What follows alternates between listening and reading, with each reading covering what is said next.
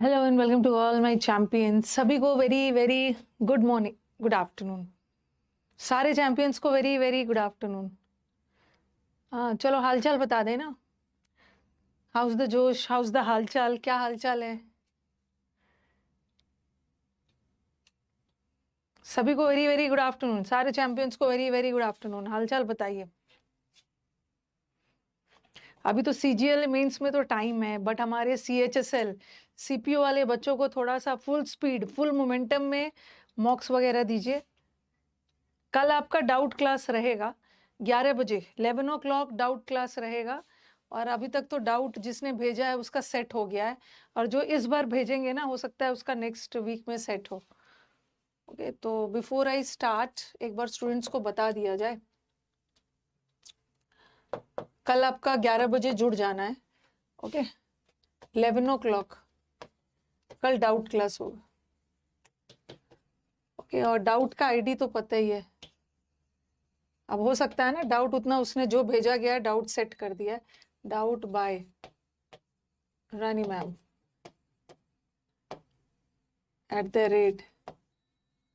@gmail.com पे doubts भेजिए। आज भेजिए, जिसका नहीं भी सेट हो पाएगा उसका नेक्स्ट वीक में होगा। नेक्स्ट वीक, हाँ, सीएचएसएल मेंस है 18 नवंबर को, सीपीओ है, तो भेज दीजिएगा डाउट क्लासेस। सीएचएसएल मेंस और सीपीओ, हाँ, ये सब तो पास आ गया। अभी तो थोड़ा सा स्टेनो में और सीजीएल में थोड़ा सा टाइम है। द जोश इज हाई, तो स्टार्ट किया जाए ना। ओके, जिसका जो भी डाउट है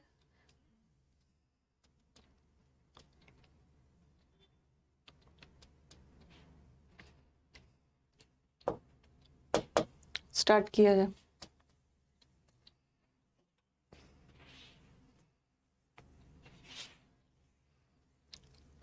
मैं साइड हो जा रही हूँ, और आप लोग का कंप्लेन रहता है कि मैम आप ज़्यादा टाइम नहीं देते हो।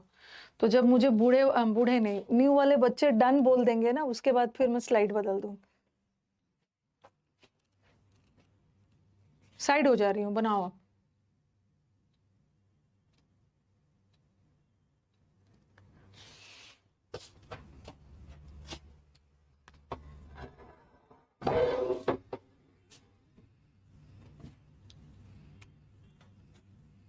Good afternoon, good afternoon. अब गुड आफ्टरनून बंद करिए और बनाइए।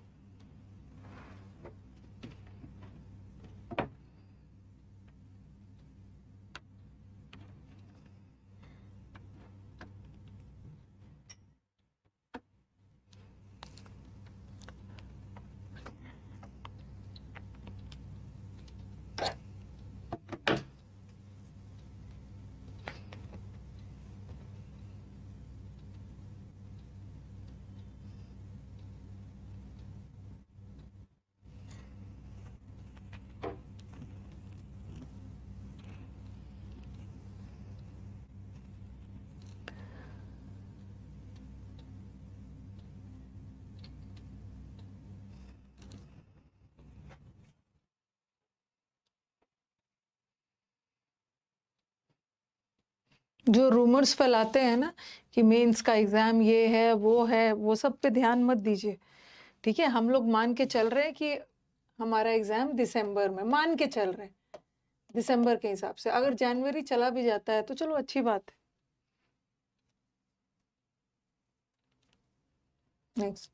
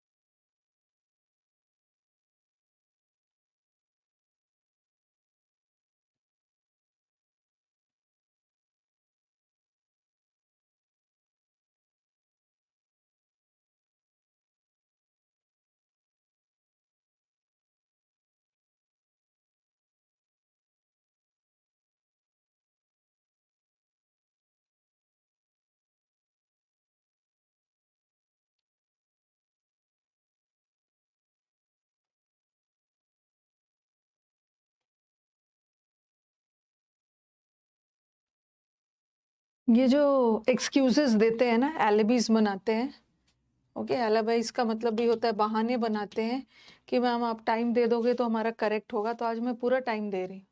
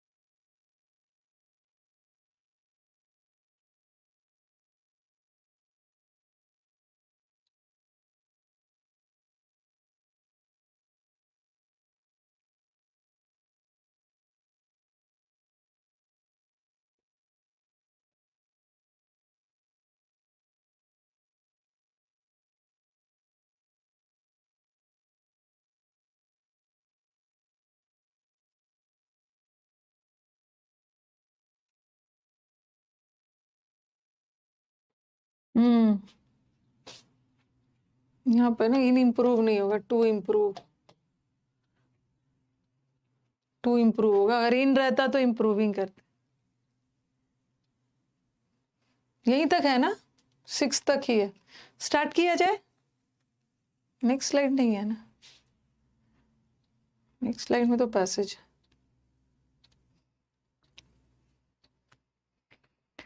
हाँ बताना एक बार, नहीं मेरे को बताओ कि किस बारे में,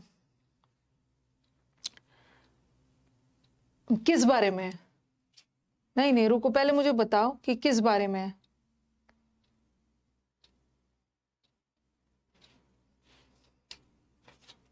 क्या किसके बारे में?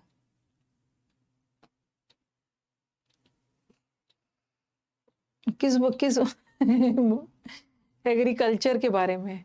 दिख रहा है, एग्रीकल्चर के बारे में है। और एग्रीकल्चर और क्रेडिट, मतलब कितने सारे चैलेंजेस आते हैं। एग्रीकल्चर हमारे इकोनॉमी का डैश सेक्टर है, ठीक है, और क्या क्या प्रॉब्लम्स आते हैं, पैसे वगैरह ज़रूरी है, क्रेडिट वगैरह का रोल क्या है एग्रीकल्चर में, कहाँ गवर्नमेंट का मेजर, मतलब एग्रीकल्चर एंड क्रेडिट पे, ठीक है, एग्रीकल्चर पे क्रेडिट। सिर्फ कृषि और कृषि का कौन सा पहलू जोड़ा है कि कृषि और कि एग्रीकल्चर और क्रेडिट कितना इम्पोर्टेंट रोल है, एग्रीकल्चरल प्रोडक्शन को बढ़ाने के लिए क्रेडिट कितना ज़रूरी है। तो चलो पहला वाला का आंसर बताओ, क्रेडिट इन एग्रीकल्चर। हाँ, पहला वाला का आंसर क्या है?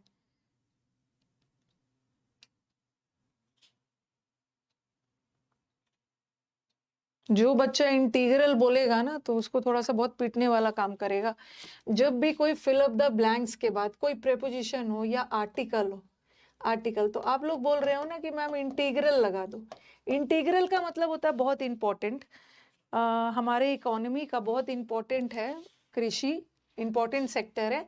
इंटीग्रल नहीं होगा, वोवल साउंड नहीं है ना, इंटीग्रल लगाते तो एन लगता, डोमिनेटिंग है, डोमिनेंट, मतलब हमारा कृषि प्रधान है, ओके, एग्रीकल्चर। प्रोवेन सेक्टर नहीं है, एग्रीकल्चर इज अ प्रोवेन।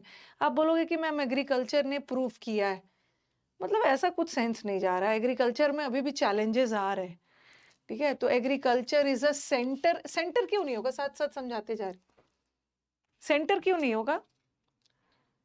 हाँ, क्यों नहीं होगा? सेंटर डोमिनेंट होगा, डोमिनेट कर रहा है, मतलब बाकी तीनों सेक्टर, हमारा 3 सेक्टर है ना, एग्रीकल्चर प्राइमरी सेक्टर, सेकेंडरी में इंडस्ट्रीज है, और टर्शरी में आपका सर्विस सेक्टर है।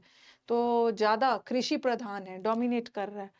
सेंट्रल क्यों नहीं होगा? रुको यार, आप लोगों का कमेंट ही नहीं आ रहा है जल्दी।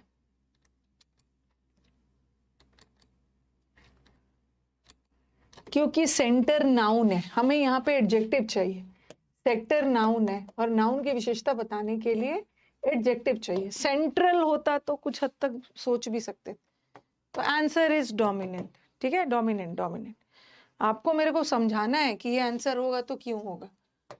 तो डोमिनेंट है सेक्टर ऑफ आवर इकोनॉमी, और इसका क्रेडिट का बड़ा इंपॉर्टेंट रोल है एग्रीकल्चरल प्रोडक्शन में। सेकंड वाले का available is of great import, पहले समझा ही लेते हैं इंपॉर्टेंस। थर्ड वाला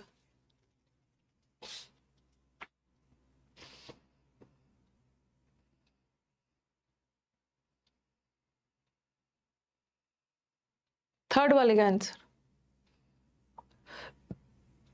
थर्ड वाला इज प्रॉफिटेबल।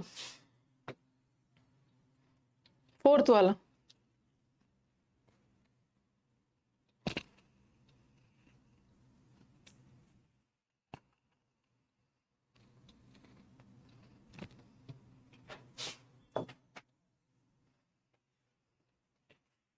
फिफ्थ वाला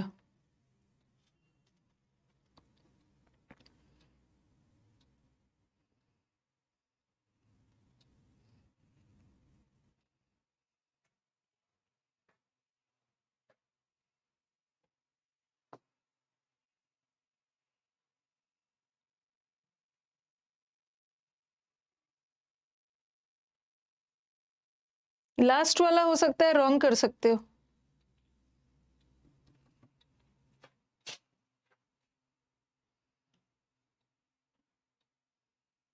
लास्ट वाला रॉन्ग हो सकता है लास्ट वाला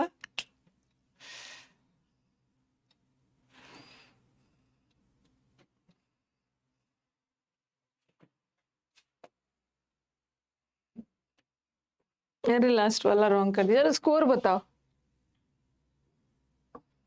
स्कोर बताइए।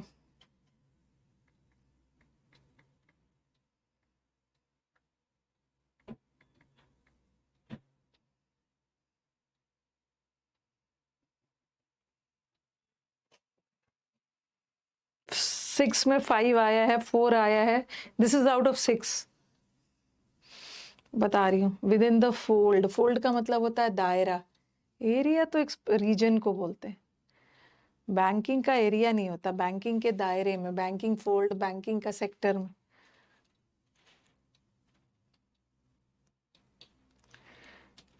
सिक्स में 5 आया है, 5 आया है, 2 आया, लास्ट वाला तो सब बच्चे का रॉन्ग हो सकता है, कोई बात नहीं है, लास्ट वाले रॉन्ग होने पे भगवान भी आपको माफ कर देंगे, ठीक है। आराम से 5 तो ला ही सकते थे, 5 ला सकते हो तो चलो पहले इसको डिस्कस कर लेते थे। एक तो रॉन्ग हो जाता है, सबका कंफ्यूजन था, तो ये तो बता ही दिया कि बहुत एग्रीकल्चर बहुत डोमिनेंट। एक बार मुझे बताना कि जिन बच्चों ने, अब जानना है ना, जिनका रॉन्ग हुआ है हमें उस पर वर्क करना है, जिसका करेक्ट हुआ है उसमें कोई टेंशन नहीं। कुछ बच्चों ने जो इंटीग्रल लगाया है उनको तो समझ में आ गया कि इंटीग्रल तब होता ना जब हम एन होता, तो ये तो हट ही गया। और सेंटर जिन्होंने लगाया है, सेंटर नहीं होगा क्योंकि सेंटर नाउन है और हमें तो यहाँ पे एडजेक्टिव चाहिए, ठीक है, तो प्रूवन नहीं होगा। बैंक एग्रीकल्चर ने प्रूफ नहीं किया है, एग्रीकल्चर ऐसा नहीं है कि बहुत अच्छा है, एग्रीकल्चर में प्रॉब्लम्स है, ओके, बहुत सारे अभी भी प्रॉब्लम्स है, तो डोमिनेंट सेक्टर है और इसको इंपॉर्टेंस देने की जरूरत है। ये बोल रहे हैं availability and access to adequate, पर्याप्त and timely credit from institutional resources is of great dash, small और मार्जिनल फार्मर्स के लिए ये बहुत इंपॉर्टेंस है, व्यू नहीं है, ये तो करेक्ट हुआ। अगर एक ही जगह एन भी होता ना तब डोमिनेंट हट जाता, डोमिनेंट हट जाता, तब इंटीग्रल ही लग जाता, ओके। लेकिन अगर सेंटेंस पूरा पढ़ रहे हो ना, पैराग्राफ, तो लग रहा है कि एग्रीकल्चर इतना डोमिनेट कर रहा है, मतलब ज्यादा लोग एग्रीकल्चर पे निर्भर है, फिर भी एग्रीकल्चर में प्रॉब्लम्स हो रहे हैं, इसी वजह से तो गवर्नमेंट ये सब कर रहा है, तो एग्रीकल्चर बड़े पैमाने पे फैला हुआ है। तो हमें हमें इम्पोर्टेंस दिया गया है मार्जिनल छोटे छोटे फार्मर्स को, along with other outputs credit is essential for establishing sustainable, sustainable is टिकाऊ, पैसा जरूरी है एग्रीकल्चर प्रोडक्शन को बढ़ाने के लिए, क्रेडिट जरूरी है, एंड डैश फार्मिंग सिस्टम। तो कैसा वर्ड चाहिए, पॉजिटिव वर्ड चाहिए कि नेगेटिव वर्ड चाहिए? कैसा वर्ड चाहिए? अर्जेंसी थोड़ी है, अर्जेंसी थोड़ी देना है, is of great urgency. Credit एकदम अर्जेंट मतलब तुरंत के तुरंत पैसा दो, ऐसा थोड़ी है। फार्मर्स को पैसा देना अर्जेंट का मतलब है बिना टाइम वेस्ट किए एकदम प्रायोरिटी देके। हमें पॉजिटिव वर्ड चाहिए, हमें पॉजिटिव वर्ड चाहिए। ये बोल रहे हैं टिकाऊ और वो सब के लिए ना, हमें फार्मिंग सिस्टम के लिए पॉजिटिव वर्ड चाहिए, लेकिन एब्जेक्ट का मतलब होता है वेरी दयनीय, तो ये तो होगा नहीं नेगेटिव। आइसोलेट मतलब अलग कर देना, अलग करने वाला थोड़ी फार्मिंग सिस्टम चाहिए। हमें प्रॉफिटेबल, फार्मिंग से फायदा हो और फार्मिंग को टिकाऊ रखना और फायदेमंद बनाने के लिए पैसों की जरूरत है। अपोर्शन का मतलब होता है ना चीजों को टुकड़ों में बांटना, पोर्शन पोर्शन में। पोर्शन नाउन होता है और उसी में अपोर्शन करके वर्ब बनाते हैं, ठीक है। तो एंड डैश फार्मिंग सिस्टम, टुकड़ों में फार्मिंग सिस्टम नहीं चाहिए।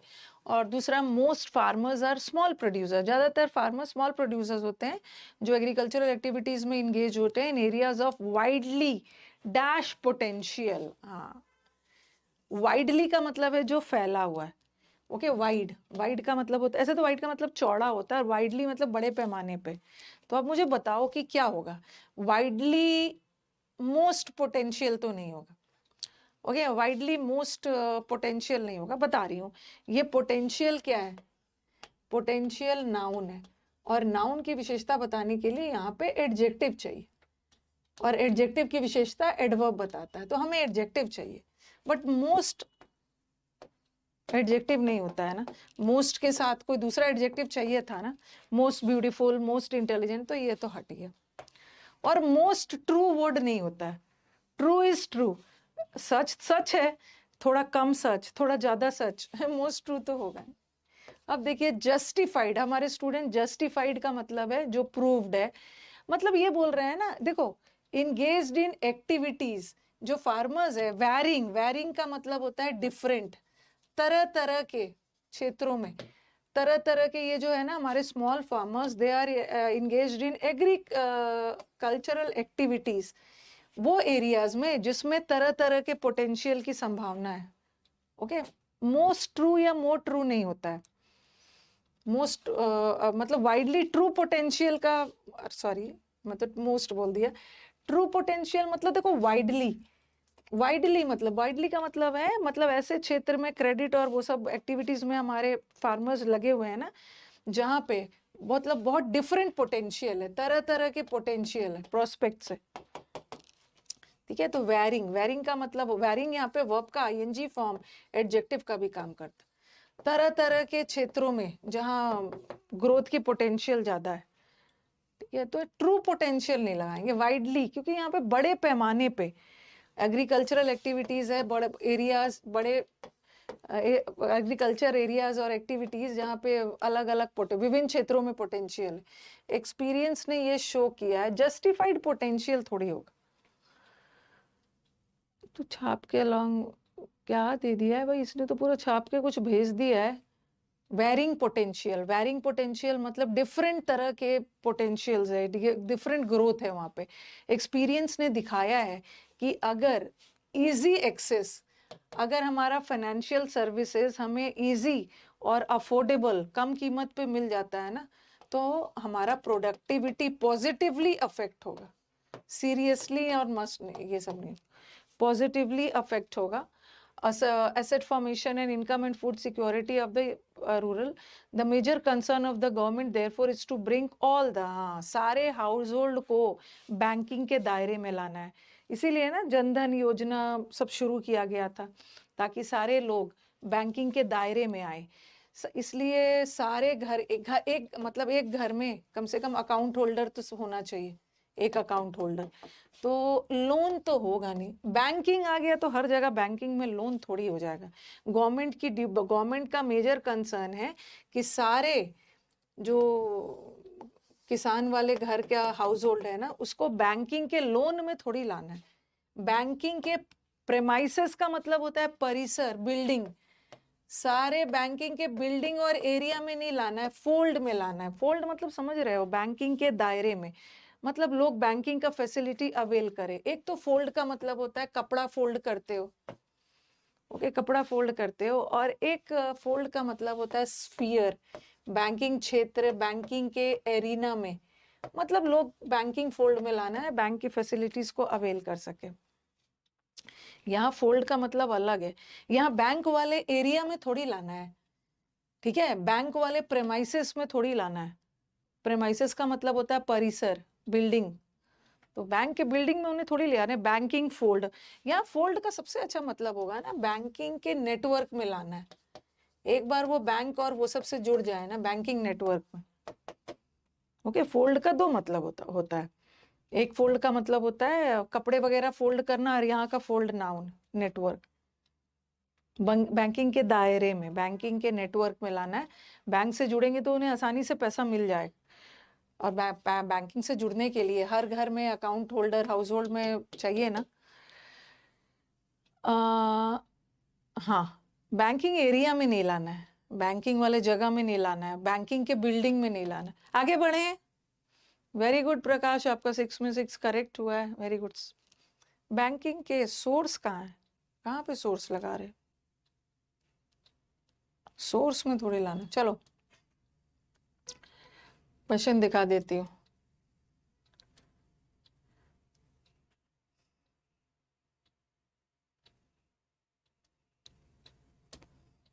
क्या है ये,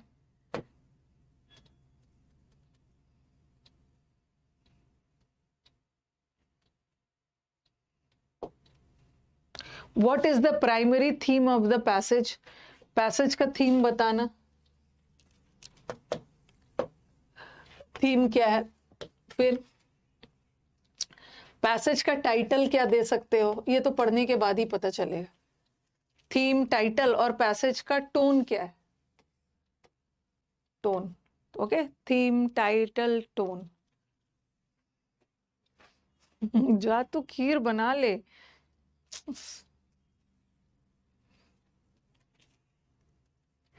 this grave problem in the passage, ये जो ग्रेव, ग्रेव का मतलब आपको पता है, ग्रेव का दो मतलब होता है, एक ग्रेव का मतलब होता है कब्र, और एक ग्रेव का मतलब है ये serious problem.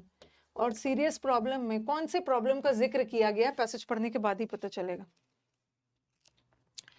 What according to the passage is the primary reason for water shortage, पानी की कमी का मेन रीजन क्या है।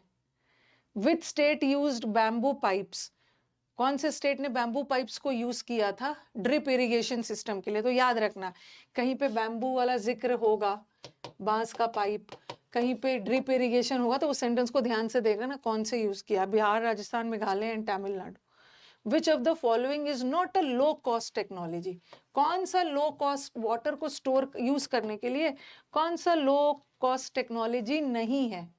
लो कॉस्ट टेक्नोलॉजी नहीं है मतलब महंगा है। ओके चलो,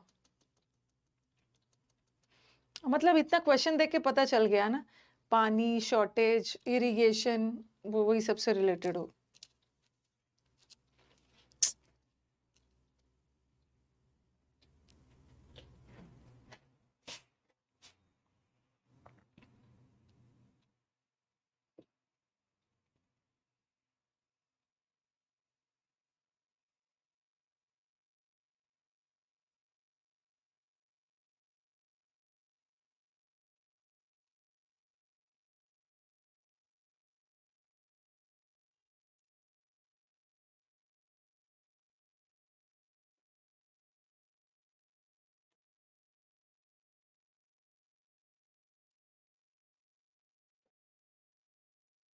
टाइम लीजिए।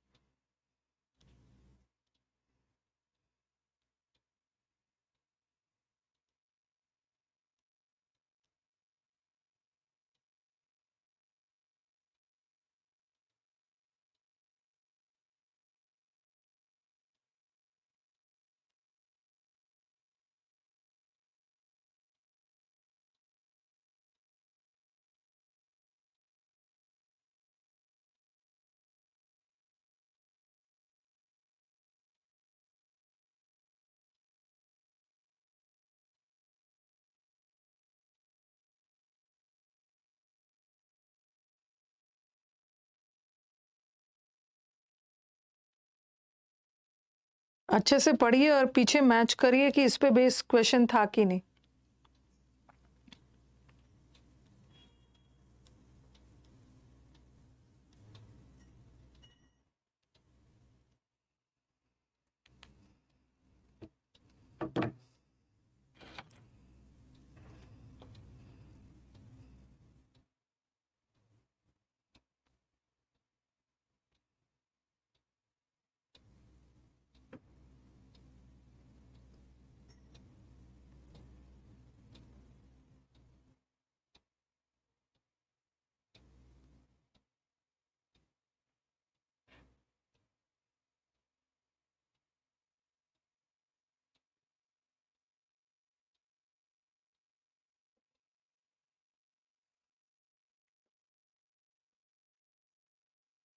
पैसेज का कौन कौन सा लाइन इंपॉर्टेंट है जरा बताना।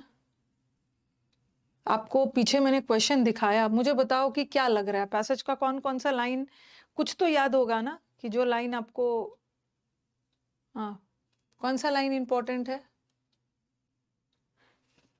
पैसेज आपने पढ़ा था तो इस ग्रेव प्रॉब्लम, ये एक बहुत गंभीर प्रॉब्लम, ये लाइन इंपॉर्टेंट है क्योंकि पीछे ना कुछ क्वेश्चन था। फिर कौन सा लाइन इंपॉर्टेंट लग रहा है, ये बैम्बू वाला था, ओके कुछ बैम्बू वाला था ना, ड्रिप इरिगेशन। तो जब आप पढ़ोगे, क्वेश्चन दिखाने के पीछे यही कारण है, जब आप पढ़ोगे तो याद रखना कि इस लाइन पे बेस्ड पीछे क्वेश्चन आया है, और ध्यान रखना, ये भी ध्यान रखना है कि ये लाइंस कहाँ पे है, ताकि जब आप आगे बढ़ोगे ना और जब आप क्वेश्चन बनाने लगोगे और आपको फिर से वापस आके एक बार माउस क्लिक करके देखना पड़े, तो याद रखना कि ये फर्स्ट पैराग्राफ का फर्स्ट लाइन में था, ये लास्ट में था, तो ये सब याद रखना है।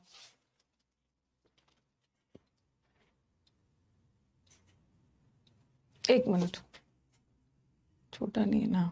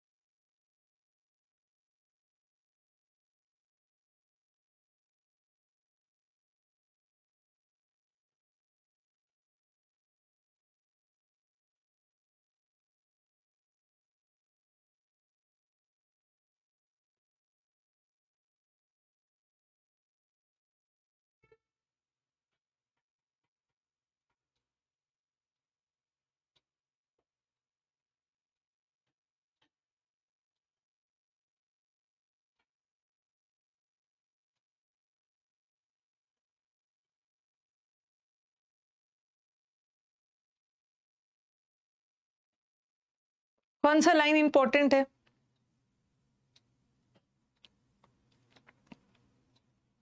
कौन सा लाइन इंपॉर्टेंट लग रहा है।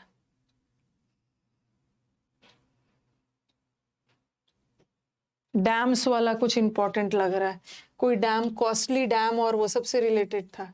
और भी कोई लाइन इंपॉर्टेंट दिख रहा है, मतलब कोई खास और अब दिख नहीं रहा है।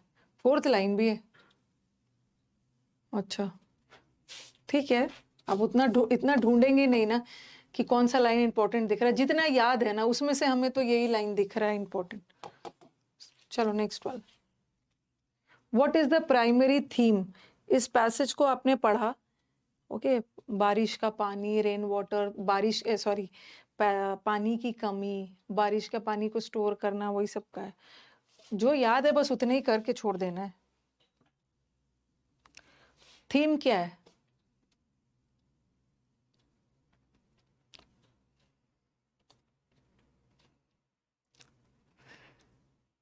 देखो यहाँ पे ना पूरे पैसेज में ना ऐसा नहीं है कि इरिगेशन टेक्नोलॉजी, हमारा मॉडर्न इरिगेशन टेक्नोलॉजी में क्या क्या बढ़ोतरी हुई है उसके बारे में नहीं बोला गया।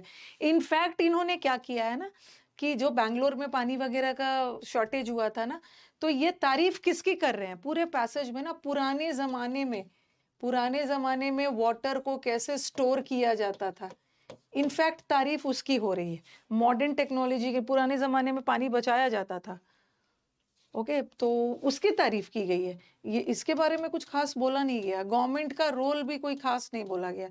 पूरे पैसेज में उन्होंने बोला है कि पुराने जमाने में एंशियंट रेन वाटर को कैसे हार्वेस्टिंग सिस्टम को, एंशियंट वाटर सिस्टम को यूज किया जाता है पानी के स्कार्सिटी को, संकट को दूर करने के। What is an appropriate title for the passage? Monsoon Mysteries, India's Water Crisis and Ancient Solution, The Modern Irrigation Revolution. Passage के हिसाब से बोलना। पूरे पैसेज में ना मॉनसून में जिसको परेशानी वगैरह होता था उसको नहीं, वैसा नहीं बोला है इन्होंने, स्पेसिफिक बोला है इंडिया के लिए। पूरे पैसेज में ना कोई मॉडर्न इरिगेशन रेवोल्यूशन के लिए नहीं बोला, इंडिया के लिए। ठीक है, इंडिया के लिए बोला है और इंडिया का बैंगलोर के बारे में बोला है, तो हमारा स्टूडेंट का कंफ्यूजन हो सकता है इसमें भी आए। द स्ट्रगल ऑफ बैंगलोर में पानी की किल्लत हो गई थी, लेकिन बैंगलोर के थ्रू इन्होंने पूरे पैसेज में इंडिया के वाटर क्राइसिस के बारे में बताया है और एंशिएंट सॉल्यूशन पे ध्यान दिया। What is the tone of the passage?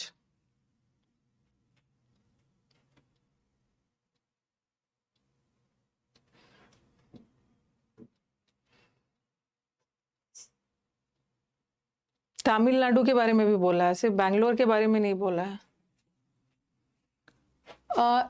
Incendiary का मतलब होता है भड़काऊ, कहीं भी आपको भड़का थोड़ी रहे। नोस्टैल्जिक का मतलब होता है ना पुराने स्वीट मेमोरीज, मतलब ऐसा थोड़ी है वो भी क्या दिन थे, sweet memories of the past को याद कर करके खुश हो रहे हैं, ऐसा थोड़ी है अरे वो भी क्या दिन थे जो पुराने जमाने में पानी को इतने अच्छे से स्टोर किया जा रहा है, आज हम मिस कर रहे हैं, ऐसा तो कुछ है। एक्सप्लेनेटरी। डिसमिसिव का मतलब है आप उसको डिसमिस कर रहे हो, आप उसको ओवरलुक कर रहे हो, इंसल्टिंग, इग्नोरिंग वाला, अनदेखा, इग्नोरिंग करना, इंसल्ट करने वाला, तो ऐसा तो कुछ है। Explanatory. This grave problem in the passage refers to what?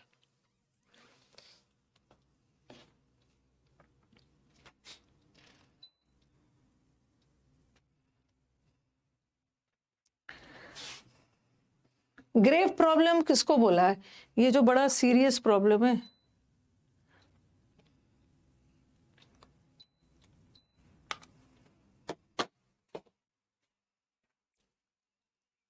हाँ, इन्होंने पानी के संकट के बारे में बोला है। देखो शुरू में ही था स्कार्सिटी, स्कार्सिटी के बारे में बोला गया है।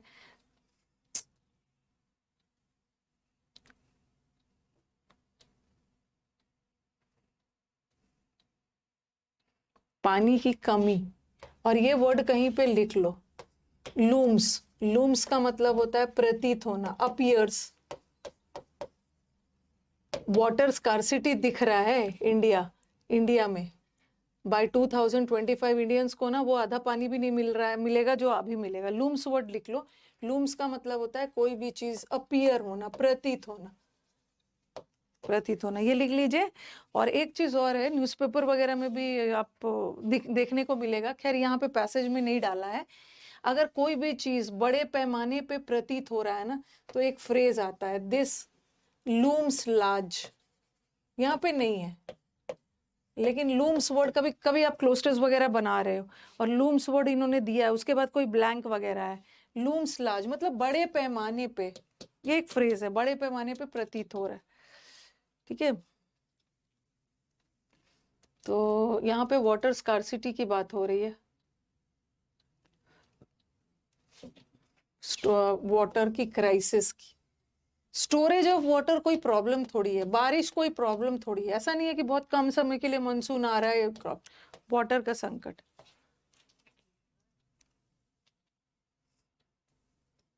What according to the passage is the primary reason for the water storage? क्या रीजन है कि पानी को स्टोर करके रखना चाहिए?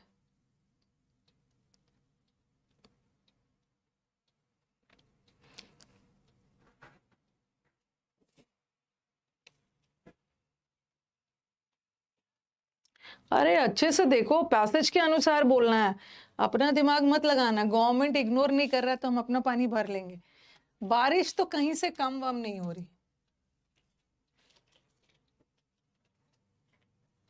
वाटर का स्टोरेज नहीं है, सॉरी, वाटर का शॉर्टेज है। क्या रीजन है कि मतलब प्राइमरी शॉर्टेज ऑफ वाटर क्यों हो रहा है? बारिश कहीं से कम थोड़ी हो रही है, बारिश तो ठीक हो रहा है।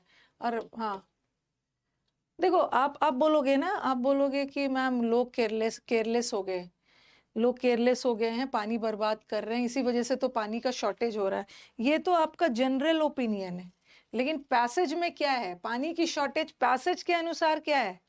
पैसेज के अनुसार क्या है ना कि हमारा पानी की कमी हो रही है क्योंकि हम रेन वाटर को स्टोर नहीं कर रहे हैं। हमारे पास सुविधा नहीं है रेन वाटर को स्टोर करने की, जो प्राचीन काल में एंशिएंट समय में हुआ करता था। पैसेज के अनुसार, ये तो आपका अपना है, आपका अपना पैसेज के अनुसार बोलना। तो ये क्वेश्चन देख रही है बहुत सारे रॉन्ग दे रहे हैं। Okay, lack of means to rain water वो स्टोर नहीं करते थे, करते हैं आज के डेट में, उस समय लोग करते थे। ओके, अभी हम लोग पढ़ेंगे, ऑप्शन ए होगा। अब देखो कौन सा स्टेट बैम्बू वाला काम कर रहा है?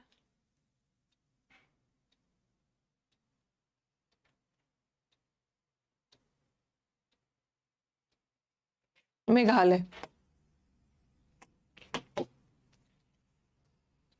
Which of the following is not a low cost technology?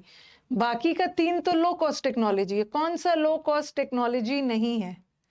Water channel banana, drip irrigation, bamboo वाला, अंडरग्राउंड टैंक बना लेना, इसमें भी ज्यादा खर्च नहीं है। खर्च किसमें है? द कॉस्टली था ना,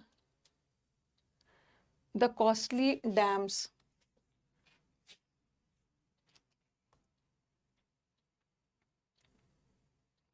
कंसंट्रेटिंग ऑन कॉस्टली डैम्स और कनाल्स बनाना, ठीक है। ओके, अब देखो कुछ बच्चे को ना उसको लेके है, एक मिनट देखो, ये क्या है, बहुत प्रॉब्लम कर रहे हैं।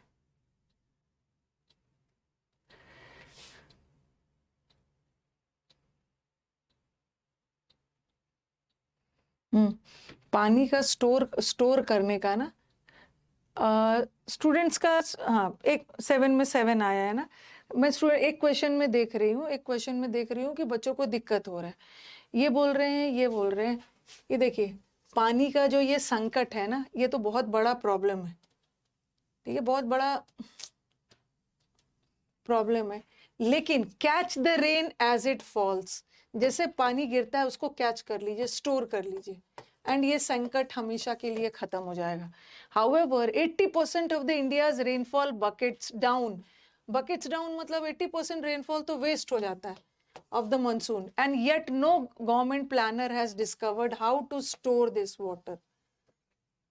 ओके, प्राइमरी रीजन है ना कि वाटर स्टोर करना हम लोग ये सीखा ही नहीं है, ठीक है। वाटर स्टोर करने का मेजर प्रॉब्लम है जिस वजह से हमारे पानी की कमी हो रही है। ये बोल रहे हैं स्टोर करना सीखिए, जैसे बारिश गिरता है स्टोर कर लीजिए। ओके, अभी तक तो गवर्नमेंट एंड या कोई प्रोग्रामर ने सिखाया ही नहीं है। कंट्री साइड डन बाय ये दिया, इसमें technology survive in every corner, reuse of irrigation of bamboo pipe, ये सब पुराने वाले क्या करते थे? चैनल्स बना के, ये सब बना बना के पानी को स्टोर करते थे। ये सब करते थे एंशिएंट समय में, जो हम लोग अभी नहीं कर पा रहे हैं। Okay, no government program has discovered how to store this water, rain water. तो स्टोरेज वाला होगा, अपना आंसर नहीं देना है। और पूरे पूरे में ना स्टोरेज की ही बात की गई है। ओके, तो ये वाला आंसर में जो आप बोल रहे हो ना कि वाटर का शॉर्टेज क्यों हो गया है, गवर्नमेंट ने इग्नोरेंस दिया है तो वाटर का हो गया, लोगों को केयरलेसनेस, लोग स्टोर ही नहीं कर रहे हैं रेन वाटर। चलो अब आ जाओ, बार बार बोलती हूँ ना कि पैसेज के अनुसार आपको अपना आंसर देना है। अच्छा एक और है आंसर, नहीं नहीं रुको रुको, ये तो ये हो गया डैम सन, ये महंगा है। एक और क्वेश्चन है, the people in ancient India had amazing technology to harvest water, this shows, क्या बताता है? एक और क्वेश्चन है, प्राचीन काल में लोगों के पास अमेजिंग टेक्नोलॉजी था, सस्ता टेक्नोलॉजी था, ये क्या बताता है? ये बताता है ना कि पानी भी उस समय बहुत कम, उस समय पानी बहुत कम था, उस समय ऐसा नहीं था, उस समय भी बारिश होती थी, उनको डैम्स बनाने ही नहीं आता था, उनको वाटर का महत्व पता था। ठीक है, चलो इम्प्रूवमेंट पे आ जाओ।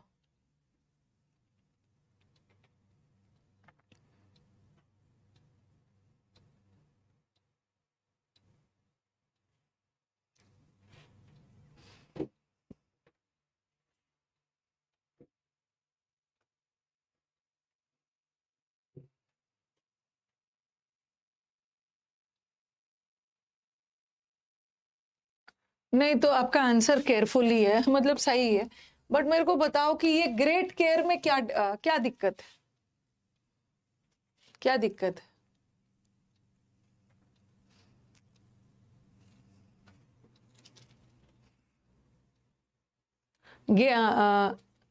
रीड को क्वालिफाई कर रहा है, ठीक है, रीड को क्वालिफाई, रीड को, तो हम इसको ही रेड द बुक, ये क्या है जरा बताना तो। हम तो ये भी बोल सकते हैं ना, रीड को क्वालिफाई कर रहा है और रीड वर्ब है, और वर्ब को क्वालिफाई करने के लिए एडवर्ब चाहिए,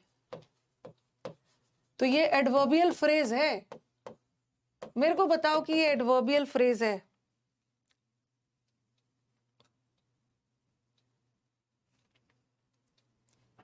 ये इसमें प्रेपोजिशन लगा हुआ है, प्रेपोजिशन लगा हुआ है, और हमें ये नहीं चाहिए, ठीक है, हमें ये नहीं चाहिए, हमें केयर का केयर। और एक चीज याद रखना कि जैसे केयरफुल एडजेक्टिव है, ठीक है, केयरफुल एडजेक्टिव है, तो इसका केयरफुली बनता है, केयरफुली एडवर्ब बनता है, केयरफुली एडवर्ब बनता है, लेकिन जैसे ये कॉवर्डली है, तो कॉवर्डली का एडवर्ब नहीं बनता है ना, क्योंकि कॉवर्डली में तो एल वाई लगा है, तो अब ये तो एडजेक्टिव है, आपको लगेगा कॉवर्डली में तो एल वाई लगा है, ये एडवर्ब है, लेकिन है तो ये एडजेक्टिव, इसका तो एडवर्ब नहीं बनता है, तब हमें ये लगाना होता है, इसको एडवर्ब बनाने के लिए ना हमें इन अ कॉवर्डली मैनर लगाना होता है, लेकिन केयर का तो केयरफुली बनता है, तो हम केयरफुली लगाएंगे। She sat down and watched her husband Salin as he was making the coffee.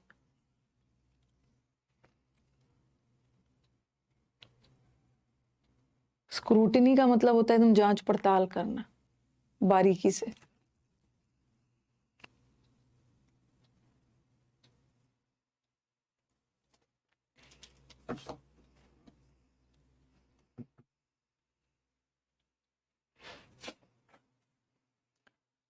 Sullen क्यों गलत है?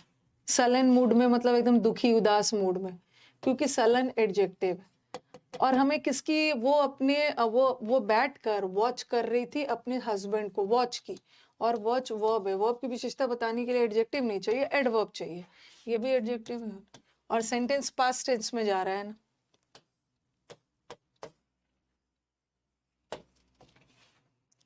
नेक्स्ट, ये रोड्स एक स्कॉलरशिप प्रोग्राम है, अब उसका मीनिंग मत देखने लगना।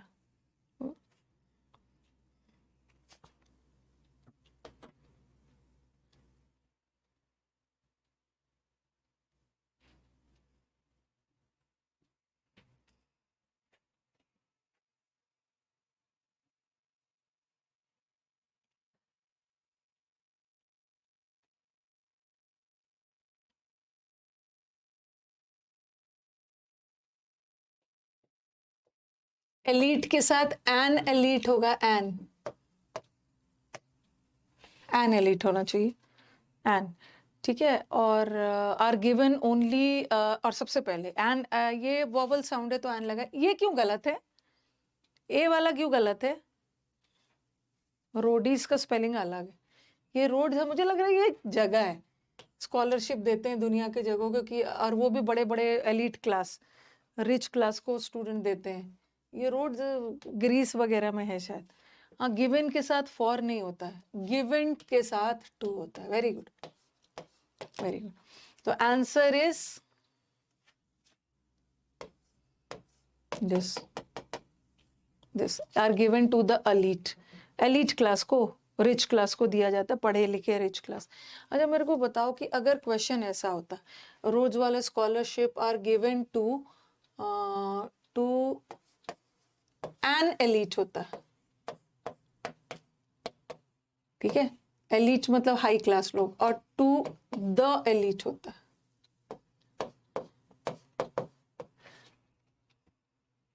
तो क्या करते?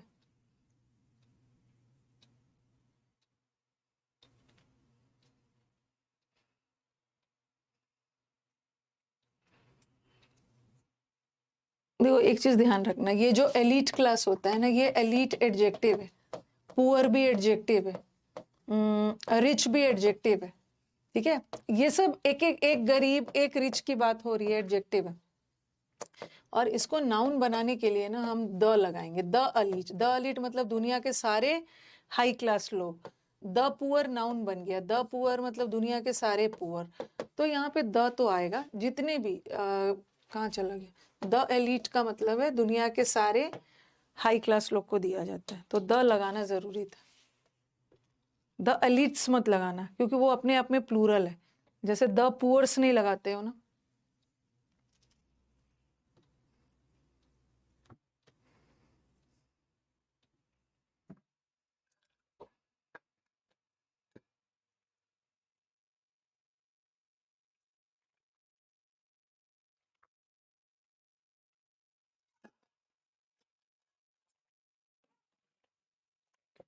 एनवेलप का मतलब होता है लिफाफा, जो उसके फ्यूनरल होम। ये फ्यूनरल होम किसको बोला है, किसको बोला है फ्यूनरल होम? नहीं बताना किसको बोला है, किसके लिए बोला है? लिफाफा निकाला,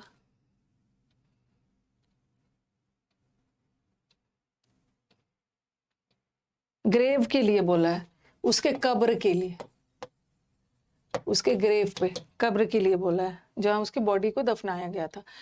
तो सबसे पहले डिग, डिग का पास्ट डग होता है, V3 भी डग होता है, और डिग्ड को तो कोई वर्ड नहीं होता है, क्योंकि डिग का पास डग होता है। कभी कभी डग्ड भी लगा देंगे, और डग तो अपने आप में पास्ट टेंस है, ईडी मत लगाना, ठीक है। एंड लिफाफा निकाला वहां से, तो ये तो क्वेश्चन गलत है ना, और सेंटेंस पास्ट टेंस में जा रहा है, टूर पास्ट टेंस में जा रहा है, तो हम तो डिग नहीं कर सकते। और एनवेलप, अब हो सकता है एग्जाम के प्रेशर में ना, एग्जाम के प्रेशर में आपको ऑफ लगाने का भी मन करे, क्योंकि कब्र से उसने लिफाफा निकाल के फाड़ा, तो कब्र से लिफाफा को अलग किया जा रहा है, हटाया जा रहा है, सेपरेट किया जा रहा है, ठीक है। तो लेकिन लगाना फ्रॉम, क्योंकि यहाँ पे लिखा है ना ऑफ द फ्यूनरल नहीं होगा, फ्रॉम द फ्यूनरल होम। तो इसका सोर्स क्या था, ये कहाँ पे था, ओरिजिन मतलब ओरिजिनली ये लिफाफा रखा हुआ था इसमें ना, कब्र में, तो खोद के निकाला, तो ये लगा। ऑफ मत लगाना। टीयर का पास्ट टेंस टोर होता है, और इसका V3 टोन होता है।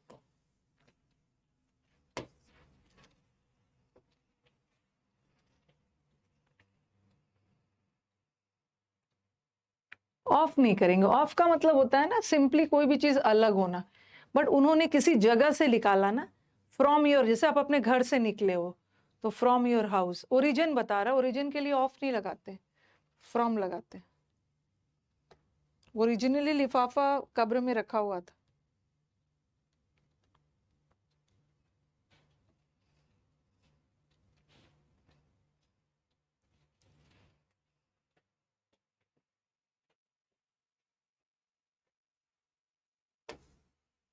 वॉवल साउंड है, वॉवल साउंड आइकॉन है ना, तो वॉवल साउंड चाहिए।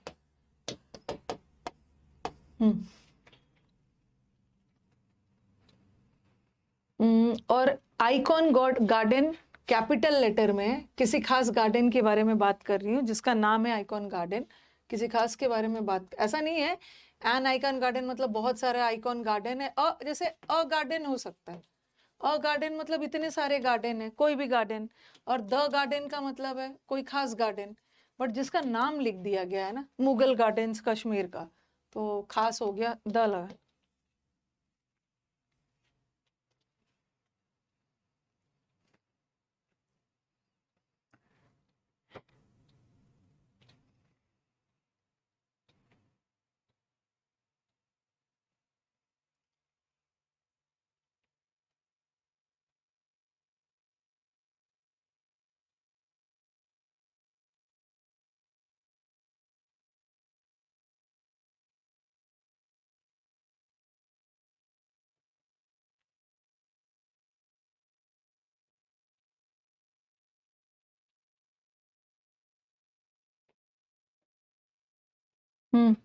नेसल, वैसे तो नेस्ट होता है, नेस्ट का मतलब होता है घोंसला, बट नेसल एक वर्ब है। नेसल करना मतलब होता है ना किसी कंफर्टेबल प्लेस पे सेटल कर जाना, मतलब आराम से किसी कंफर्टेबल प्लेस पे चले जाना, to settle in a comfortable place.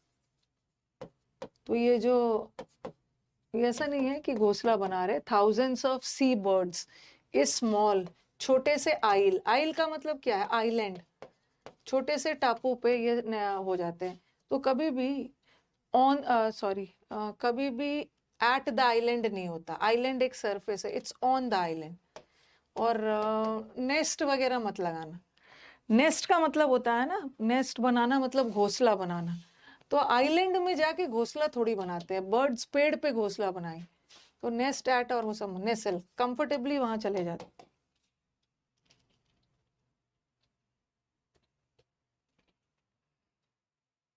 और नेस्ट को हम एज अ वर्ब कभी नहीं यूज करेंगे, ठीक है, ये याद रखना, नेस्ट कभी भी वर्ब नहीं होता, हमें यहाँ पे वर्ब चाहिए था ना, नेस्ट, नेस्ट को एज अ वर्ब भी यूज कर लेते हैं, नेस्टेड, बट यहाँ पे कंफर्टेबल होना है। नेसल का मतलब होता है कंफर्टेबल जगह पे सेटल हो जाना। The wind gusted and speck of dirt, कण, स्पेक का मतलब होता है ना स्मॉल पीस, एक गंदगी का कण उसके आंख में घुस गया। स्पेक के साथ एन नहीं लगाओगे ना, वोवल कॉन्सोनेंट साउंड, ठीक है। A speck of dirt blew into my eye, और the speck of the dirt, and dirt तो नहीं होगा ना, dirt के साथ वॉवल साउंड नहीं है, कॉन्सोनेंट।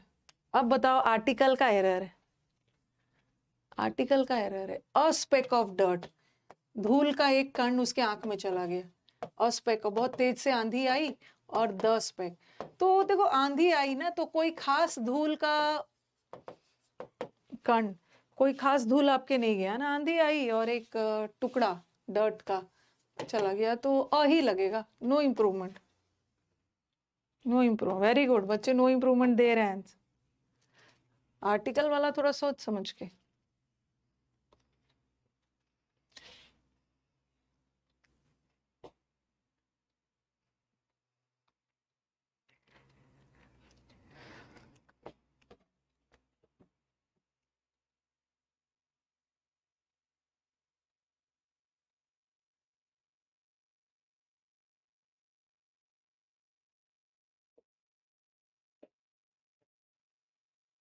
इज एम आर के बाद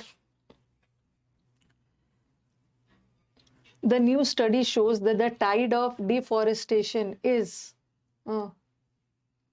नहीं, ये बताओ मुझे is being turned, इसके बाद being क्यों नहीं आता है, इसके बाद being ही क्यों आता है, क्योंकि एक लॉजिक तो आपने पढ़ा है कि इस बीइंग सेंटेंस पैसिव वॉइस में जा रहा है, आपने तो पढ़ा है is am are was were के बाद, इज एम आर वर के बाद या तो आईएनजी भी आता है और या तो थर्ड फॉर्म भी आता है, तो यहाँ तो आईएनजी लगा दे रहे हो, लेकिन इज एम आर के बाद ये थर्ड फॉर्म आता है, बट बीइंग क्यों नहीं आ रहा है, क्यों नहीं आ रहा है बताना, नहीं मेरे को बताओ, इज एम आर के बाद थर्ड फॉर्म आता है ना, बी का फॉर्म है, तो बी का फॉर्म है तो नहीं आएगा, बट बीइंग भी तो बी का ही फॉर्म है, बीइंग भी तो आपको याद होगा, हम ये सेंटेंस को पैसिव जा रहा है, पैसिव जा रहा है ना, इज बीइंग पैसिव जा रहा है, और पैसिव में हम पैसिव बनाने के लिए बीन किसके साथ लगाते हैं? पैसिव, ये सेंटेंस पैसिव जा रहा है. The new study shows that the tide of deforestation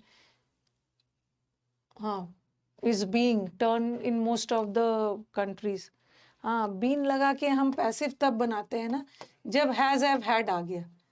sentence तो पैसिव जा रहा है और बीन तो तभी लगता है ना जब हैज हैव हैड आ गया, तो बीन मत लगाना. ओके, ये लगाना. और क्या है? और सेंटेंस तो यहाँ भी इसके बाद आईएनजी और यहाँ भी वॉज के बाद आईएनजी. ये क्वेश्चन ये और ये तो हट गए. और दूसरी बात है ना कि यहाँ पे हैव लगाया, हैव तो होगा नहीं क्योंकि ये shows the tide of deforestation के लिए सिंगुलर है. तो अब बताओ कि सेंटेंस प्रेजेंट टेंस में जा रहा है. Was being turned.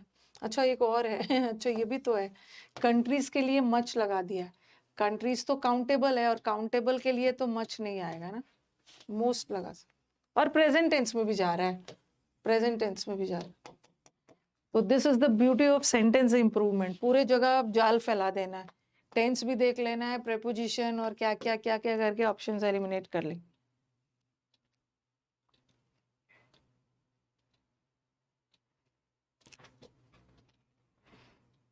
प्रेजेंट में जाए. कभी कभी मेरी टीम को दिक्कत हो जाती है कहाँ कहाँ मैं क्या क्या टिक कर देती हूँ ना. आंसर ये है,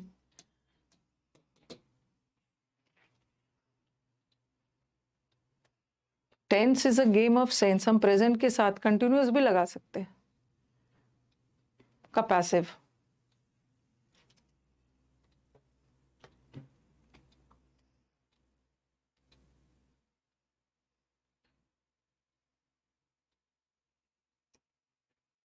ये कहीं पे कॉपी पे लिख लो. The matter should be taken into account. Take into account का मतलब है मैटर को कंसीडर करना है, सोच विचार करना है. ओके, टेक इनटू अकाउंट होता है the matter was took into account past tense में. टुक इनटू अकाउंट या टेकन इनटू अकाउंट.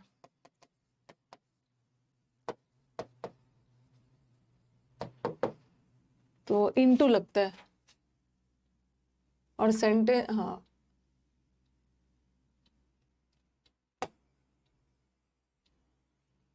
अरे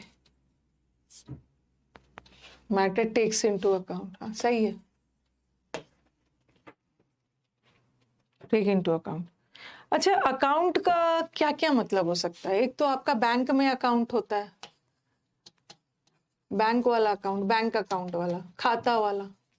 और क्या होता है? और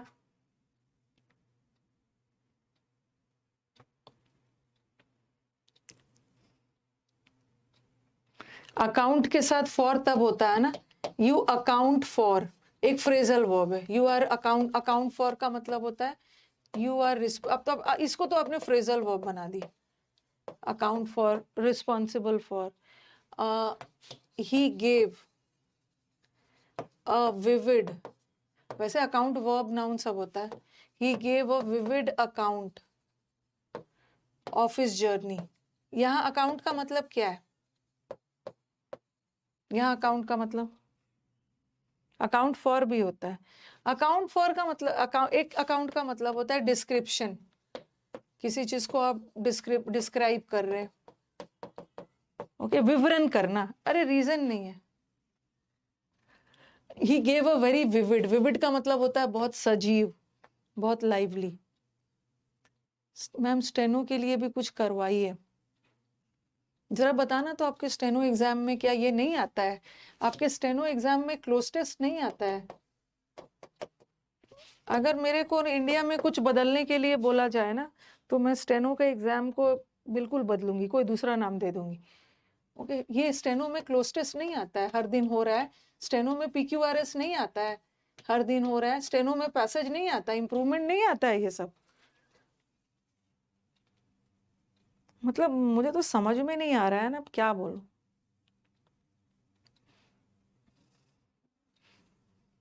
पता नहीं ये सब प्रॉब्लम ना, इतने मंद बुद्धि स्टेनो वाले ही बच्चे क्यों हैं? गुस्सा हो जाएंगे, जाके वीडियो को डिसलाइक करने लगेंगे।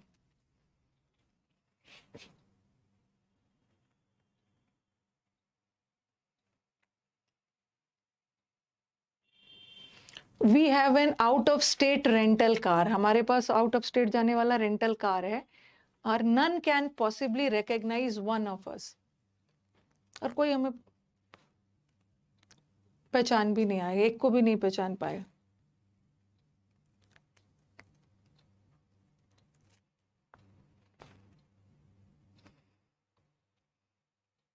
स्टेनो वाले बहुत इरिटेट करते हैं। और स्टेनो जब उनको मीटअप में बुलाया जाए ना, सबसे ज्यादा तारीफ स्टेज पे वही करके जाते हैं। ओके, सबसे ज्यादा तारीफ आते हैं ना स्टेज में, ये वो वही, मतलब अपने टीचर की तारीफ करके जाते हैं। तो आप देखो, आप सेंटेंस जरा देख लो, कुछ नहीं करना है। नन और नो वन में क्या डिफरेंस? नो वन, कोई भी नहीं।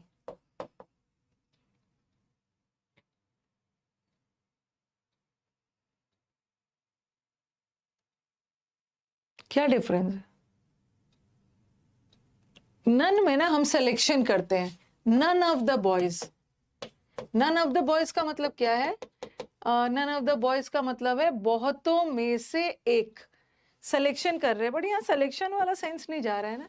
हमारे पास रेंटल कार है और कोई भी हमें पहचान नहीं पाएगा, तो नन तो बिल्कुल मत लगाना। बहुतों में से कोई एक, मतलब बहुत सारे स्टूडेंट्स में से किसी खास एक की बात कर रहे हैं, तो यहाँ पे नो वन कैन, कोई हमें रिकग्नाइज भी नहीं कर पाएगा। और दूसरा एक चीज और ध्यान रखना है, ही कैन पॉसिबली वर्ड जो होता है ना, थोड़ा ध्यान रखना है। पॉसिबली वर्ड ये एडवर्ब ऑफ फ्रीक्वेंसी नहीं है, लेकिन ये हमेशा वर्ब से पहले आता है, ये थोड़ा ध्यान रखना। ही विल कम पॉसिबली, संभावित है कि वो आएगा। तो पॉसिबली वर्ड जब भी होता है ना, वर्ब से पहले। He will possibly come, he can possibly come, तो हमेशा वर्ब से पहले आता है। ठीक है, यहाँ पे पॉसिबली को वर्ब के बाद लगा दिया। ठीक है, और दूसरा है कि कुड के साथ, मॉडल वर्ब के साथ V1 आता है, ये V5 ऐसे ही हट गया, ऐसे ही हट गया। ज्यादा से ज्यादा आपका कंफ्यूजन नो एरर में या इसमें होगा, वन ऑफ अस। ठीक है, no one can. I am not the right person to जज यू इन दिस इंस्टीट्यूशन।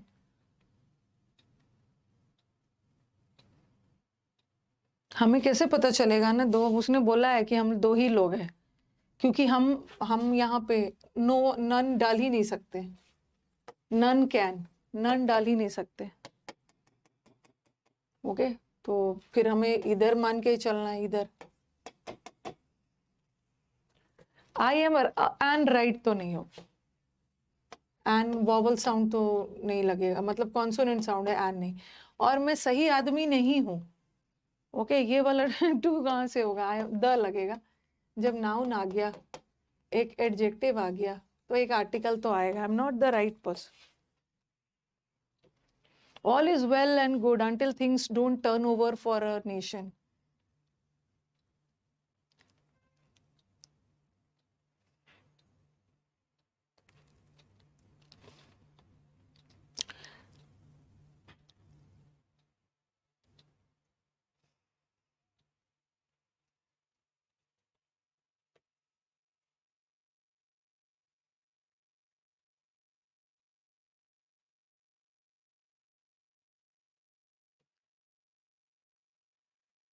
हाँ, until और unless अपने आप में नेगेटिव है। until के साथ भी don't मत लगाना, और unless के साथ भी don't लग गया। ओके, अब यहाँ पे फ्रेजल वर्ब का एरर है, टर्न डाउन। टर्न, बताओ पहले। Turn over. अच्छा, मुझे बताना कि ये वाला क्वेश्चन आ गया आपके एग्जाम में। ठीक है, ये क्वेश्चन आपके एग्जाम में आ गया है, अब आपको समझ में नहीं आ रहा है, मुझे तो याद ही नहीं आ रहा है मैम कि फ्रेजल वर्ब क्या करूं। ये सब फ्रेजल वर्ब का मेरे को नहीं मतलब है, थोड़ा थोड़ा याद आ रहा है और मेरे को डर लग रहा है, मेरे को ये क्वेश्चन छोड़ने का मन हो रहा है। ठीक है, क्वेश्चन छोड़ने का मन हो रहा है। तो छोड़ना नहीं है। यहाँ पे कैसा वर्ड चाहिए? मतलब ये वाले फ्रेज में एक पॉजिटिव वाला सेंस चाहिए या नेगेटिव वाला, बताना। नेगेटिव वाला। अच्छा ये भी है। अरे ये तो बड़ा इजी कर दिया है ना, ये तो बड़ा, थिंग्स प्लूरल है तो वो भी, अरे ये तो बड़ा इजी कर दिया। हाँ, हमें नेगेटिव वाला चाहिए कि जब तक की चीजें गड़बड़ ना हो तब तक सब चीज ठीक ही रहता है। इसने तो बड़ा अच्छा कर दिया, मैं रहती तो उफ, इसको भी ये हटाना चाहिए था। तब ऐसे कंफ्यूज करना, टर्न डाउन। एक टर्न डाउन का मतलब है रिजेक्ट होना, और एक टर्न डाउन मतलब ना चीजें विपरीत दिशा में जाना। इसने तो आसान कर दिया काम। देखो इसी को बोलते हैं स्मार्ट स्टूडेंट्स। मैं अपना इसी में खोई हुई हूँ, मैंने इसको नहीं देखा, स्टूडेंट ने देख लिया। The manager emphasized the importance of punctuality. Thus, some employees continue to arrive late. ये सब क्वेश्चन जहां मेरे को दिखता है मैं पिक कर लेती हूँ, ये सब क्वेश्चन में आप लोग गलत कर देते हो।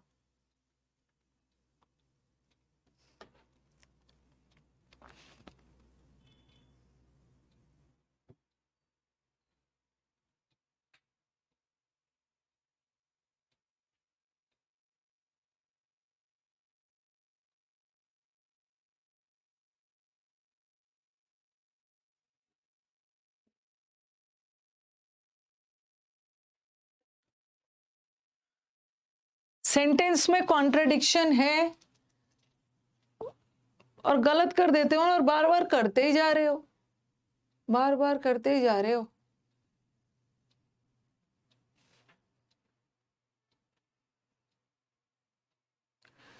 कॉन्ट्रडिक्शन है। मैनेजर ने पंचुअलिटी, पंचुअलिटी का मतलब टाइम से काम करने का इंपॉर्टेंस समझाया, फिर भी एम्प्लॉयज लेट आ रहे हैं, कॉन्ट्रडिक्शन है। देयरफॉर का मतलब है इसलिए, कॉन्ट्रडिक्शन नहीं है। ये कॉन्सिक्वेंटली का मतलब होता है परिणाम स्वरूप, एज अ रिजल्ट। ये भी नहीं, ये भी नहीं है। मतलब मुझे ना पिटने का मन हो रहा है आपको।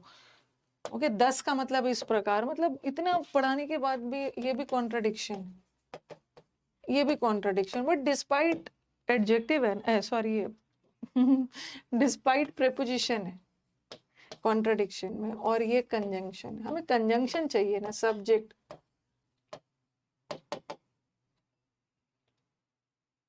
और वर्ब चाहिए। However some plus continue to let, तो कंजंक्शन चाहिए, however is a conjunction. Despite के तुरंत बाद, डिस्पाइट प्रेपोजिशन है तो डिस्पाइट के तुरंत बाद एक ऑब्जेक्ट चाहिए ना, एक ऑब्जेक्ट चाहिए डिस्पाइट के तुरंत बाद। तो कुछ ऑब्जेक्ट वगैरह दिख रहा है? ऑब्जेक्ट वगैरह नहीं है। अब बोलोगे कि मैम सम इम्प्लॉइज तो है ना ऑब्जेक्ट। अगर सम इम्प्लॉइज ऑब्जेक्ट है और ये वर्ब है, तो ऑब्जेक्ट को वर्ब चाहिए, वर्ब तो सब्जेक्ट को चाहिए होता है, और प्रेपोजिशन को सब्जेक्ट नहीं चाहिए होता। मत लगाना, मत लगाना। The normally placid inspector was picked, ये इसका मतलब क्यों है? किसी का फोटो आपने पिक कर लिया, गुस्सा हो जाता है। पिक का मतलब होता है एंगर्ड, गुस्सा दिला, गलत हो गया। मतलब कब तक रॉन्ग करोगे ये सब ड्रामा वाला?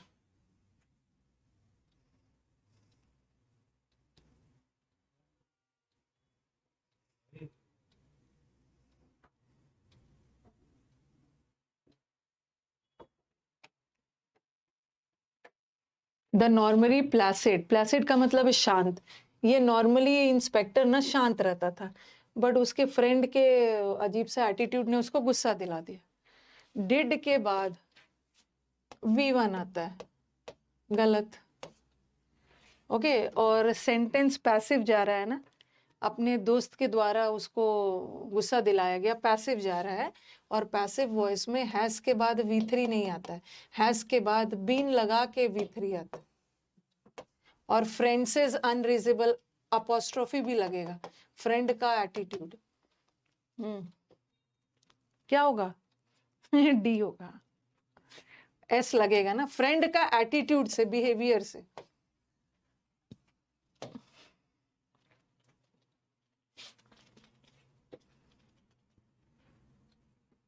ये एक एग्जाम में एक क्वेश्चन आया था, ठीक है, ये एक एग्जाम में क्वेश्चन आया था, तो मेरे को लगा इसको ले लिया जाए, क्योंकि हमारे स्टूडेंट्स गलत कर सकते हैं।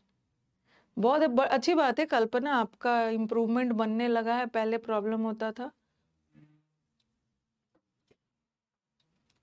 मेरे को ये क्वेश्चन मैंने ले लिया। ये क्वेश्चन मुझे लग रहा है ना, पता नहीं क्या किस में आया था, या तो ये जीडी एग्जाम में आया है, या तो ये DSSB में आया, कहीं मुझे दिखा था।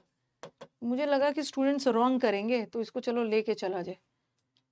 और मेरे स्टूडेंट्स रॉन्ग कहाँ पे करेंगे, या तो मेरे स्टूडेंट्स या तो इसको आंसर सोचेंगे, ओके।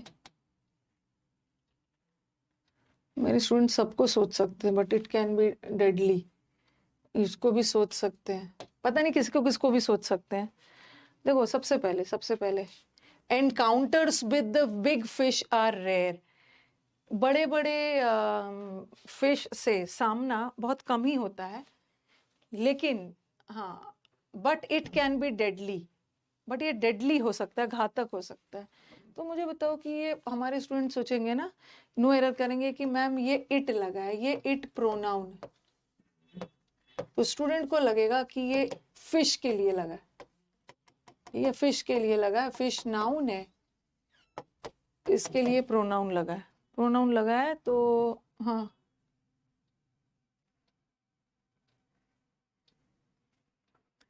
ये लगा किसके लिए, ये देखो, ये encounters with the fish are rare, ठीक है। ये जो फिश है ना, ये ऑब्जेक्ट,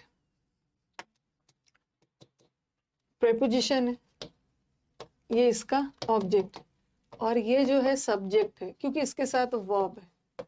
तो हम अगर कोई प्रोनाउन लगा रहे हैं, प्रोनाउन, और जो भी प्रोनाउन सब्जेक्ट के रूप में लगा रहे हैं, ओके, कोई भी प्रोनाउन, इसको हम सब्जेक्ट बनाए हुए हैं, तो हम सब्जेक्ट के बदले प्रोनाउन लगाएंगे ना। बट ये तो ऑब्जेक्ट है, ऑब्जेक्ट को हम सब्जेक्ट बना के नहीं लगा सकते। ये एनकाउंटर्स के लिए है, एनकाउंटर्स के लिए है। एनकाउंटर्स का मतलब है बहुत सारा जो बिग फिश से सामना होता है, तो यहाँ पे दे लगेगा, इट तो नहीं लगेगा। ये भी हट गया। और सेंटेंस बी को लॉक कर दिया जाए। इनसे सामना तो बड़ा कम होता है, लेकिन जब होता है तो वो घातक होता है। तो but as they are deadly नहीं, but they can be deadly. कम ही सामना होता है, लेकिन जब होता है तो it can be deadly. Correct, as they are deadly नहीं होगा। एज का मतलब रीजन बताता है, हमारा सामना बिग फिश से बहुत कम ही होता है, चूंकि वो घातक होता है। कारण थोड़ी बता रहे।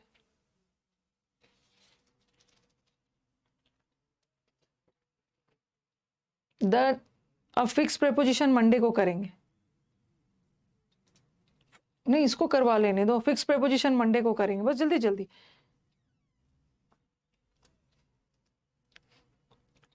तीन वाला इसीलिए गलत है। The 13th amendment of the nation's constitution that outlawed, outlaw मतलब उल्लंघन करना, violate करना, a practice was ratified। ratify का मतलब होता है लागू किया गया, rectify का मतलब होता है सुधारना, किसी भी चीज को करेक्ट करना, अमेंड करना, और ratify का मतलब है लागू करना, इम्प्लीमेंट करना, ठीक है, एग्जीक्यूट करना, इम्प्लीमेंट करना, लागू करना। तो बताओ, that outlawed a practice, क्या देखोगे? अब हम मुझे कुछ नहीं समझ में आ रहा है, तो हम क्या करेंगे, देखेंगे सेंटेंस पास्ट में जा रहा है, ठीक है। ये तो प्रेजेंट में, ये भी प्रेजेंट में, ओके। तो पास्ट में जा रहा है, बताओ क्या होगा? अप्रैक्टिस होगा या द, कोई खास प्रथा की बात हो रही है, कोई खास प्रैक्टिस की, जो इस प्रैक्टिस को वॉयलेट किया, उल्लंघन किया, तो द। अरे वो वाला न्यूज़ तो आपने सुना होगा, सुप्रीम को, मतलब वो वाला, अब जो कानून अंधा नहीं है, वो आपने न्यूज़ में देखा होगा ना। कानून की आंखों में से पट्टी हटा दिया गया, ठीक है, और एक तलवार उस मतलब लेडी के हाथ में था, वो हटा दिया गया। एक हाथ में वो तराजू, राइट हैंड में तराजू दे दिया गया है और लेफ्ट हैंड में कॉन्स्टिट्यूशन दे दिया गया। अब कानून अंधा नहीं रहा। हाँ, लेफ्ट हैंड में शायद कॉन्स्टिट्यूशन है और राइट हैंड में वो तराजू और पट्टी भी हटा दी गई है।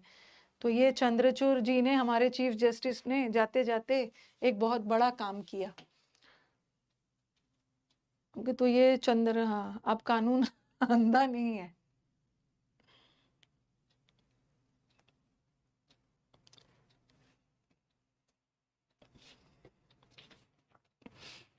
अब इंसाफ होगा।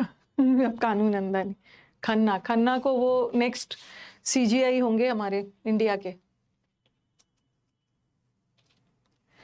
A common hazardous waste facility is one that stores the material in sealed containers of the ground. Store करता है वेस्ट बंद बंद मतलब बंद कंटेनर्स में। ऑन द ग्राउंड होता है ना, एट द ग्राउंड भी नहीं होता, ऑन द ग्राउंड। ग्राउंड एक सरफेस है, एट द ग्राउंड नहीं हो। दिमाग में आएगा मैम वो कंटेनर तो ग्राउंड के किसी खास जगह पे लगा है ना। Ground is a surface. जैसे on the island, at the island नहीं बोलते हैं, on the island, on the ground, on the beach. When you combine smart thinking with even smarter technology to make big changes, good things happen. Easy है। On the campus भी होता है।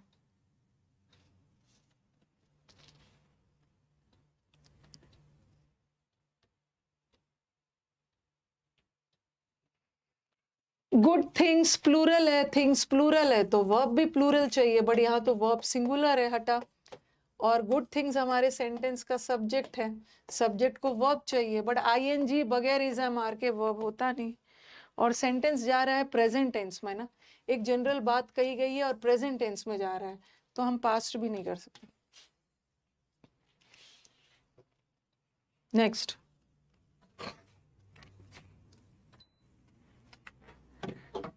ये तो बना लोगे। ये तो बना लोगे। द प्रोग्राम वॉज लॉन्च्ड, क्या क्या लगा दिया है। इन रिस्पॉन्स ऑफ नहीं होता है, अरे ये तो मैं कॉन्फिडेंट थी कि ये बना लोगे। इन रिस्पॉन्स टू, इसकी प्रतिक्रिया ऑफ भी लगा देंगे और टू भी लगा। इन रिस्पॉन्स ऑफ नहीं होता, in response to your answer. Respond के साथ भी टू आता है, he was responding to me. देखो कितना है, नहीं तो अच्छा, बस थोड़ा ही सा है, जल्दी जल्दी खत्म कर देती हूँ।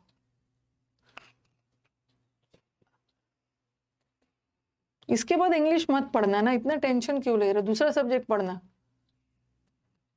बियॉन्ड द विलेज ले फॉरेस्ट, विलेज के बियॉन्ड एक फॉरेस्ट था।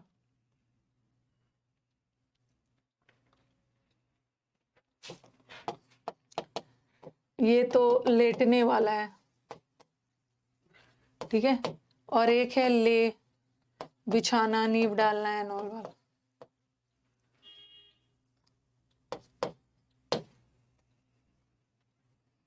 सेंटेंस को पास जाना चाहिए ना।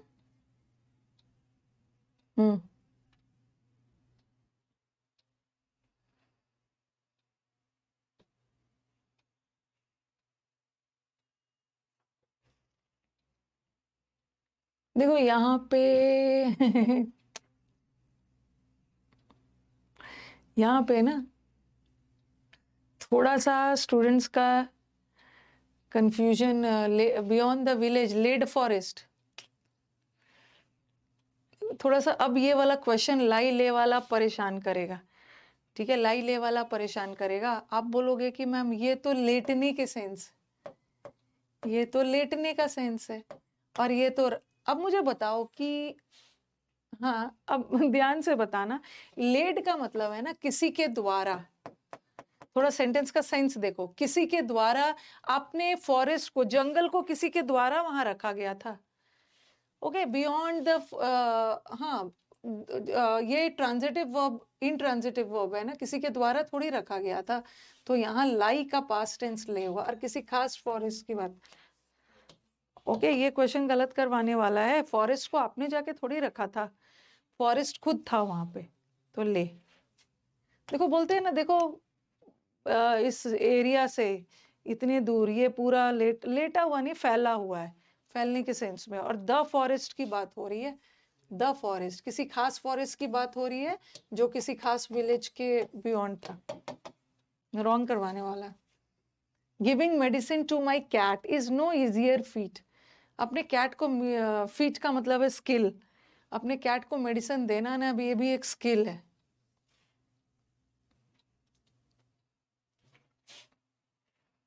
रॉन्ग हो गया। दे ले द फॉरेस्ट के लिए, फॉरेस्ट लेटा हुआ है, इंट्रांजिटिव वर्ब है ना, आपने जाके थोड़ी किया है।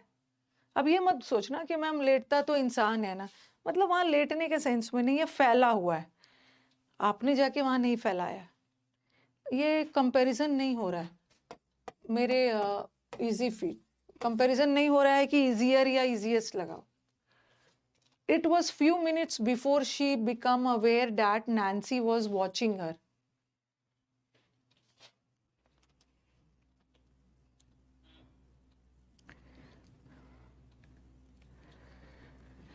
कुछ मिनट्स पहले उसको थोड़ा सा अवेयर हो गई कि नैन्सी तो उसको देख रही थी, और सेंटेंस जा रहा है पास्ट में, ठीक है, ये तो प्रेजेंट में जा रहा है। शी बिकम अवेयर, सिंस लगेगा, सिंस वाले सेंटेंस में तो तब से लेकर अब तक, वैसा तो सेंस नहीं जा रहा है, जब उसको पता चला, खत्म है। ये वाला ना नेक्स्ट क्लास करवा दूंगी आपको।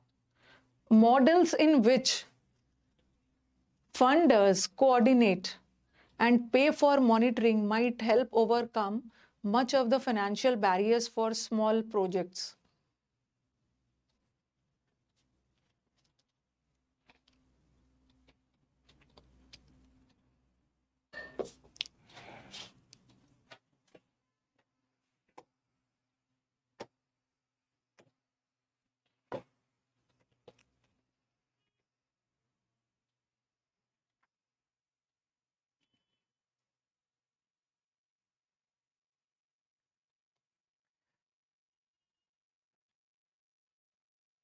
फाइनेंशियल बैरियर्स, बाधा, एक बाधा, दूसरा बाधा, तीसरा बाधा, काउंटेबल है, और काउंटेबल चीजों के लिए तो मच यूज होगा नहीं, यहाँ भी मच है और क्वेश्चन में भी मच, ठीक है। तो आप मुझे बताओ,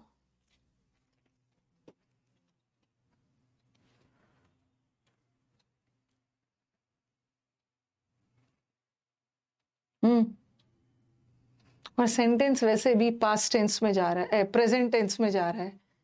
ओके, माइट हेल्प, और माइट को हम प्रेजेंट टेंस में भी यूज कर लेते हैं, but might in present tense कम पॉसिबिलिटी के लिए होता है। जैसे मैंने बोला इट माइट रेन और it might may rain, may दोनों प्रेजेंट टेंस है, बट यहाँ पे पॉसिबिलिटी कम है, लेकिन मॉडल सब मिलके काम करेंगे तो ये हेल्प करेगा बाधा को ओवर करने। माइट हेल्प नहीं हो, मे हेल्प। और वैसे भी प्रेजेंट टेंस भी जा रहा है, यहाँ पे है, कोऑर्डिनेट प्रेजेंट टेंस है, तो माइट मत लगाना, मे लगा दे। ओके, एक बैरियर है, बहुत सारे बैरियर्स हमारे लाइफ में, बहुत सारे बैरियर। अभी एक बाधा, हिंदी में होता है ना बाधा, और बाधाओं को दूर करना है, तो बैरियर भी काउंटेबल होता है, ठीक है। तो नेक्स्ट क्लास कर लेंगे। 1923 में 19 आया है, 20 आया है, PQRS करवाइए। एक दिन PQRS नहीं करवाती हूँ ना, कल डाउट क्लास है, ठीक है, कल डाउट क्लास है, कल जिसको जो भी डाउट है 11 बजे आ जाइएगा। आपके पास कोई डाउट नहीं है तो डाउट क्लास में आ जाइएगा, दूसरे के डाउट से आप बहुत सारा चीज सीख के जाएंगे। मेरे को थैंक यू नहीं बोलना है, मैं आपको थैंक यू बोलूंगी स्कोर देख देख के। Thank you for the likes, आज आपका परफॉर्मेंस बड़ा अच्छा था, आज बहुत सारा करेक्ट हो गया, कोई चमत्कार नहीं हुआ, थोड़ा सा ध्यान से आप कर रहे होगे तो आपका करेक्ट हो गया हो।